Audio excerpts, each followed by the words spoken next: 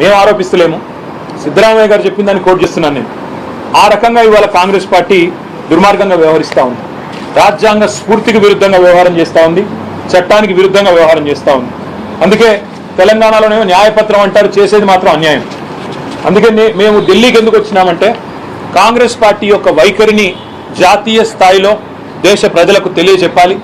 ఏ ఒక్క ఆప్షన్ కూడా వదిలిపెట్టకుండా జాతీయ స్థాయిలో కాంగ్రెస్ బీజేపీ రెండూ ఒకటే, ఎవరికి అనుకూలంగా ఉన్నప్పుడు వాళ్ళు ఆ రకంగా ప్రవర్తిస్తున్నారు అనే మాట చెప్పడానికి వచ్చినాం. దాంతోపాటు ఇది కేవలం మొదటి అడుగు మాత్రమే. దీని తర్వాత తప్పకుండా ఒకవేళ హైకోర్టులో న్యాయం లభిస్తుందని నమ్ముతున్నాం. తప్పకుండా న్యాయం గెలుస్తుంది. దానం నాగేందర్ గారితో పాటు పార్టీ మారిన 6 ఎమ్మెల్యేలు కూడా వెంటనే డిస్క్వాలిఫై చేస్తారని నమ్ముతున్నాం. ఎందుకంటే మా పార్టీ టికెట్ మీద ఎమ్మెల్యేగా గెలిచారు, మళ్ళీ ఆయనే రాజీనామా చేయకుండా సికింద్రాబాద్ ఎంపీగా కాంగ్రెస్ పార్టీ టికెట్ మీద బీఫామ్ మీద పోటీ చేశారు. అంతకంటే ఓపెన్ అండ్ షట్ కేసు అయితే ఏమి ఉండదు. ఇందులో ఇంకేదో చదవడానికి కానీ అర్థం చేసుకోవడానికి కానీ ఇంకేం లేదు. కాబట్టి మేము ఆలోచిస్తున్నది న్యాయం లభిస్తుంది హైకోర్టులో అని. ఒకవేళ లభించకపోతే సుప్రీంకోర్టుకు వస్తాం. సుప్రీంకోర్టులో కూడా తొందరలోనే పిటిషన్ కూడా వేయడానికి కూడా అన్ని సిద్ధం చేసుకుంటున్నాం. చాలామంది రాజ్యాంగ న్యాయ నిపుణుల్ని కూడా సంప్రదించినాం. అదే మాదిరిగా ప్రెసిడెంట్ ఆఫ్ ఇండియాని కూడా అవసరమైతే కలుస్తాం.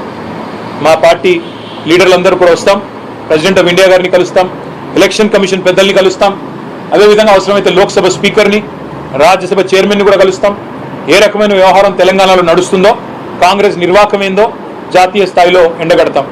కాబోయే సెషన్ కూడా వస్తూ ఉంది 22 నుంచి. 22వ తారీఖున సెషన్ ప్రారంభంగా అవుతా ఉంది. మాకు రాజ్యసభలో 4 సభ్యులు ఉన్నారు.